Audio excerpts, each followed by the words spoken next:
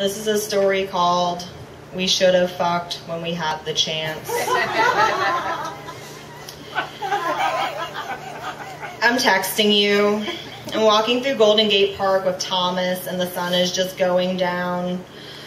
I'm sorry I told you, but I had to tell someone in person, I say. It makes it more real, makes me feel like now I have to do something. We get to a corner and wait for the light to turn. I look down at my black boots and touch the smooth plastic of my flip phone inside my jacket pocket. Do you want a hug? Thomas asks. I nod and feel myself crumbling into the weathered fabric of his denim jacket, crying and melting like brown sugar. Thomas holds me for what seems like the amount of time I try to brush my teeth, and I'm holding his shoulders and looking up at the fading light streaming through the big branches. I step away to wipe my cheek with my index finger and take a deep breath, letting the misty saltiness of the air hang in my throat. I flip my phone open and let my thumb glide over the smooth keys, forming letters and words with T9 technology. Please pick me up, please. Take me anywhere. I type to you and press send. Is it really that bad? Thomas asks. I know he's weird, but can it be that bad? I'm texting someone I don't know right now to pick me up, to run away with me. I tell Thomas, fidgeting with a dusty tissue in my pocket. What about your job? He asks. Who fucking cares, I say, staring at nothing in the distance. I can't keep doing this. I can't breathe. Let's sit down, Thomas says, popping carefully onto a park bench. I root through my carpet bag for nothing in particular and feel the fog-moistened wood through my sundress. I flick my phone open again and see the orange envelope on the screen indicating that I have a new message. I read it and smile. Let's get married and start a publishing company, and we can be the opposite of Tao Lin and Megan Boyle. I don't know, maybe we should make out first. I type back and send. We'll be better than everybody. Send. Thomas lights a cigarette, and I start rolling a spliff, the one we smoked in the doorway off Hate before the reading already wearing off. I think about the guy who arrived in the doorway carrying groceries while we were smoking, apparently a tenant of the apartment.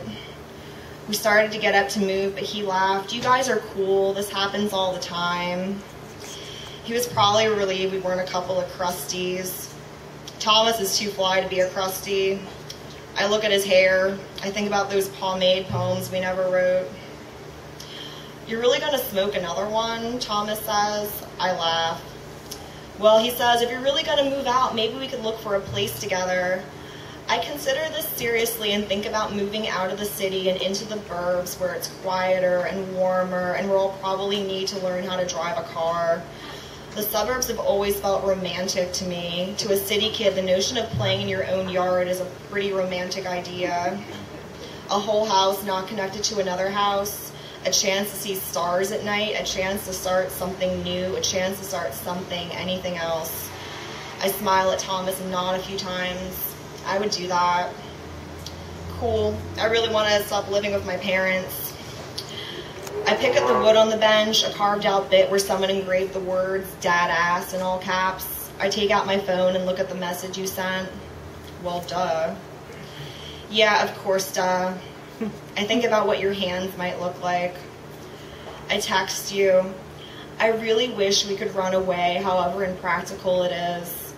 I think about my student loans. I think about the vet bill from when Sookie went to the emergency clinic. I think about the raise at work I will never receive no matter how much effort I put in.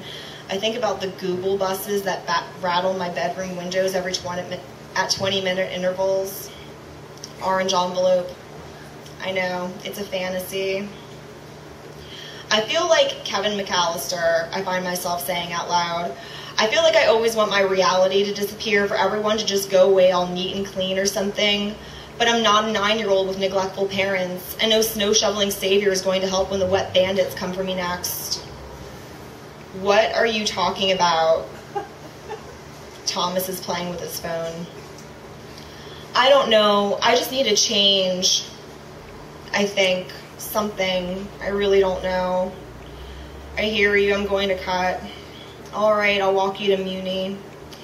We walk in silence through the park for some time, finally getting blue dark. I light a cigarette. What are you going to do? Asked Thomas. I look up and watch the streetlights overhead as I pass under them, their yellow gaze like an invitation, like a place I want to go. Nothing yet. I'll go back, work on my poems, go to bed, go to work tomorrow. I'll figure it out. Yeah, you don't want to do anything crazy, burn any bridges. Yeah, I say, taking in a deep gulp of the fog. I'm sorry, I hope that wasn't too boring. I'm gonna...